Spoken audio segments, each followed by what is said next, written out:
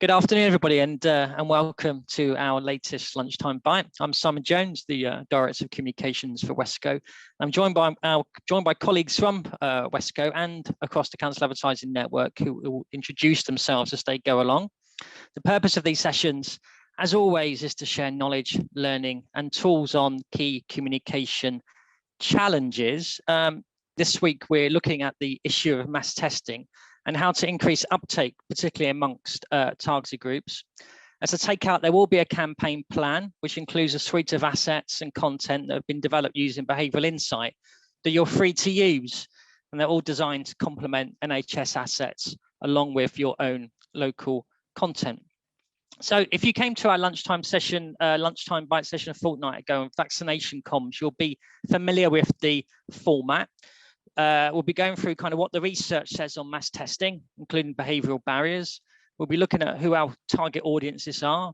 We'll show you the content and the assets that you're free to use on your own channels. And we'll talk through the kind of wider campaign strategy, which includes the option of significantly increasing audience reach beyond your own channels using programmatic advertising. So a lot to chew on in our lunchtime session. So let's get started. And please do post your comments and questions in our chat facility as we go along. We'll try to get to as many of them as we can. And if we don't get back to you, if we can't get to them in this session, then we'll get back to you immediately afterwards. So let's first start. It's always a good way of starting is to look at the kind of the objectives of the kind of campaign plan that we've developed. The objectives are twofold.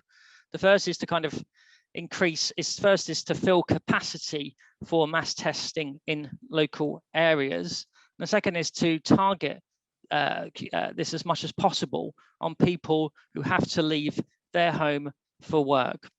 In terms of how we're going to do that, let's first start by looking at the research. I'm going to hand over to Westco's Research Supremo Rishi, who will talk through what it says and how we'll use that to define our audiences. Brilliant. Thank you, Simon, for that. So I'm Rishi, I'm a research manager at Westco, and we did a couple of different strands of research to inform this campaign. So we knew that the key target audience was people who have to travel to work, people who have to work on site rather than work from home. But we wanted to understand more about what the profile of that audience was. So we looked at a lot of polling, and one of the polls, for instance, by YouGov showed that one of the key demographic groups that were more likely to work from home, travel to and from work, were people from lower socioeconomic groups. So C2DE, of those people in that socioeconomic band, 63% were likely to have to travel to and from work. And similarly, people whose highest level of qualifications were GCSEs or lower, 65% of those people who were still in work were having to travel to and from work. So that was a key audience for us. We also found that there were some interesting age groupings as well. So younger audiences, the younger working population, 18 to 24, 50% of those workers were likely to have to travel to and from work. And interestingly, people at the older age groups, working age groups, were also more likely to have to travel to and from work. So 47% of 55 to 64-year-olds and 49% of 65-plus-year-olds. And so that's really informed the audiences we've targeted with this campaign. So we're focusing on people from lower socioeconomic groups, C2DE, and people whose highest qualifications are GCSEs. The youngest working age people, so those aged 18 to 24, and people at the older age groups that are still working, so 55 plus. We also looked at support for community testing as well. So in the most recent wave of the Opinions and Lifestyle Survey, which ONS runs, they had a COVID-19 module and they asked about mass testing. As you can see from the figures on screen, 79% of all people who they surveyed support mass testing. So the vast majority of people are in favor of this measure to tackle coronavirus.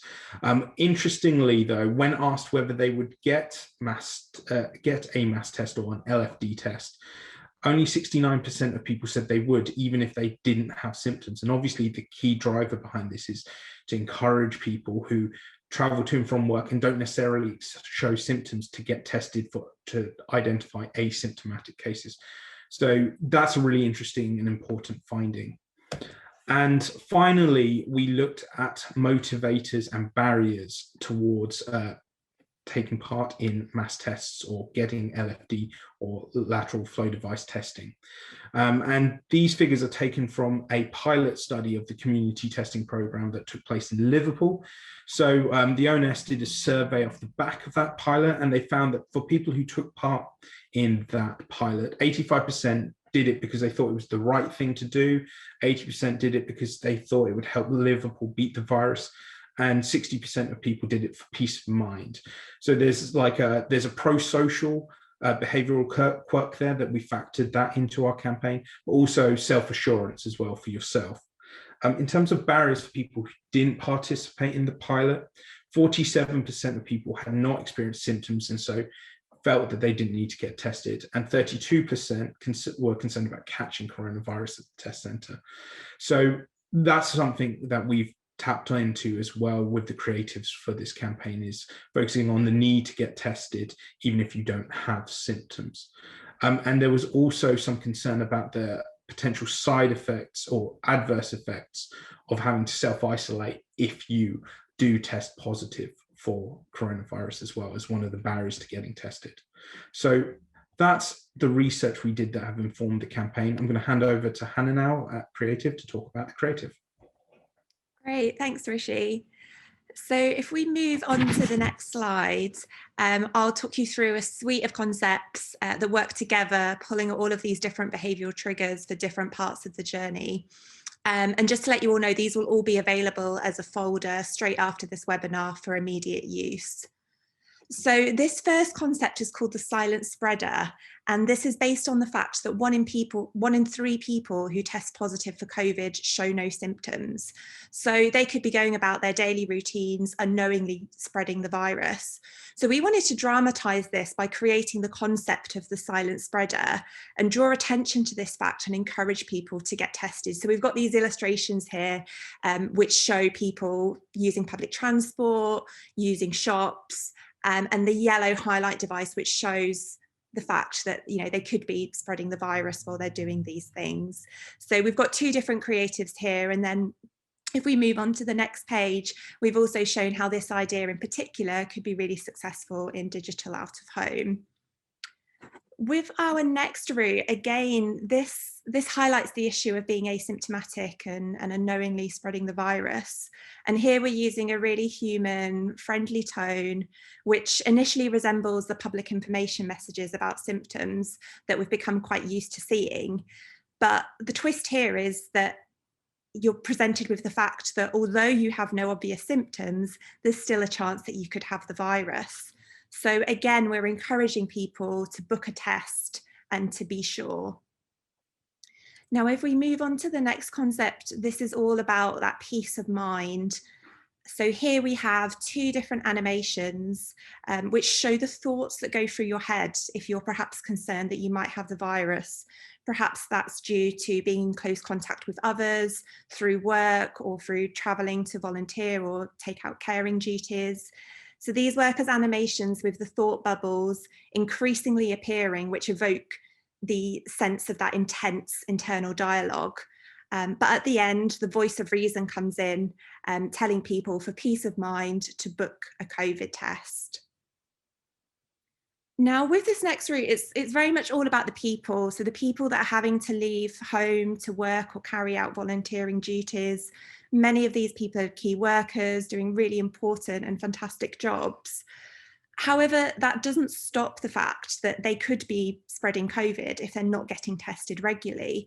So here we're using photography that shows some of these relatable roles and scenarios with a gentle reminder to get tested so that they can carry on doing these things safely.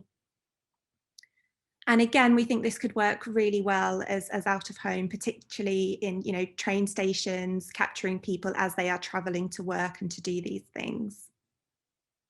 Now, this next route is all about how quick it is to get a test. And obviously this varies between sites, but generally they're much quicker than you would expect, most being less than an hour. So we wanted to highlight this point with a little bit of humour, relating it to some of the fun and perhaps random lockdown activities that we might have engaged with over the last year.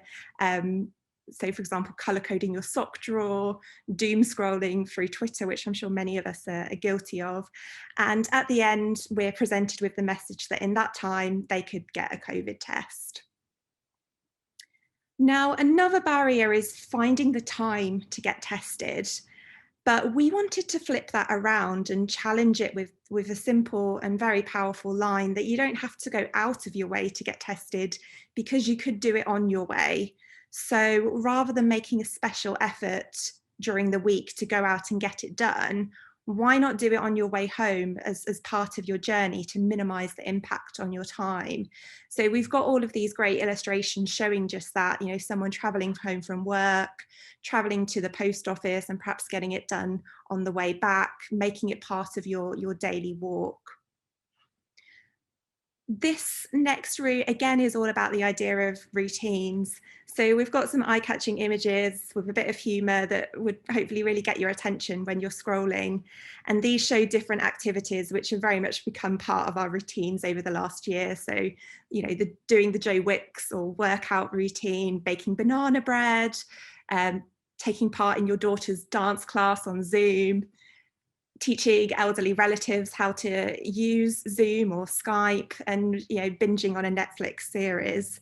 So the caption below these would read something along the lines of, you know, Joe Wicks has become part of your weekly routine. Make getting tested part of your routine too. Now, we know it's really important to embed the message about the importance of getting tested by thanking people for the action that they're taking. So this route uses similar relatable images from the earlier key worker route. And here we're showing gratitude not only for the great work that they're doing, but also for their commitment to going out and getting tested regularly. Now, for our final route, for those of you who may be familiar with our vaccination hesitancy campaign, you might recognise this as an evolution of one of the routes which has proven to be quite successful already in terms of getting the facts and information across. And community testing, as we know, may be initially confusing or misunderstood.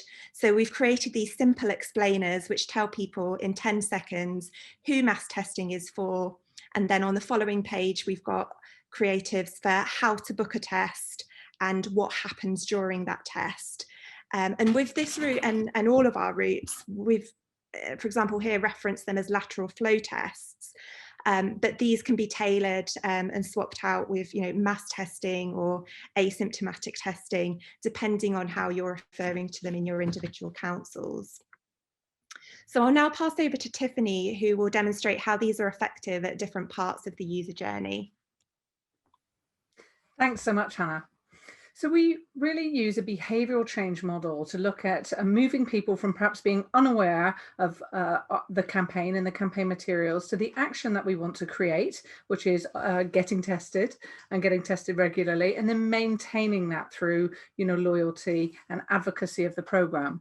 And we know through the work that we do all of the time in terms of which digital tactics work well at each stage of that behaviour change model to help drive audiences along the journey that we'd like them to take. So we know that organic social media works really well at the start of a journey to grab people's attention, as does paid online advertising for awareness. And particularly, as Hannah said, the out-of-home creative being used while people are traveling, catching those people who are most likely to travel for their work. So really just headline that for you. And again, this pack and this strategy is laid out as available for you after this call. Next slide, please, Rishi. So then we've just articulated the creatives that Hannah have gone through, where they sit across that journey, because we know that the call to arms to help people understand that they need to take these tests and continue to take them on a weekly basis might go on within our council. So where does that creative sit across that behaviour change journey? Where can those creatives play out so that you can take people on a journey and still keep your social media fresh? That we've provided that for you here. Next slide, please, Rishi. And of course, then a content calendar for suggested text for you to personalise and tailor to your council. So really looking at what is the campaign type, what stage of the campaign is that best used for, where do the assets sit, that just to show you in that case, as Hannah mentioned, they are all downloadable for you in the actual sizes, size for social media after this webinar, and text, suggested text that you can tailor. So this takes you through almost like an organic campaign that you can take and put together where you need to in your councils right away. But I'm going to hand over for JP, who can tell us a little bit more about programmatic advertising that can really help this campaign motor. Over to you, JP. Thank you, Tiff. So yes, our role in this is, once you have the research, you have the wonderful set of creative, you understand where those fit into taking people from not being aware of community testing through to seeing your testing numbers go up. Our bit is about that amplification. So ensuring that people who could and should use testing are aware of it and are all taken through that process. We want 95% of people who could and should be using to go through this communications process. And there are a range of ways, digital out of home and so on being one, but programmatic is another.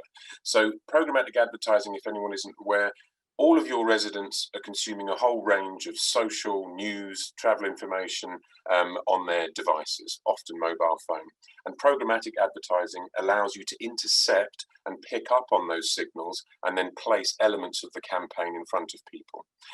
And so we've developed and are actually currently running 5 campaigns designed to boost testing in different locations. And we've actually tested some of these creatives already. So if anyone wants to see the data that we've generated, just drop me an email and I can share those with you.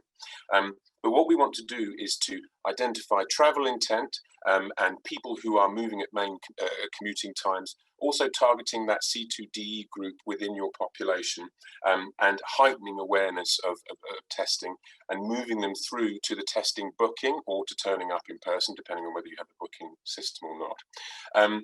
We'll be running this campaign all together. So anyone that takes part in the amplification will report together in real time on ideally reach, interaction and bookings increased or adoption increase, so that you'll be able to see how your campaign is performing in line with others.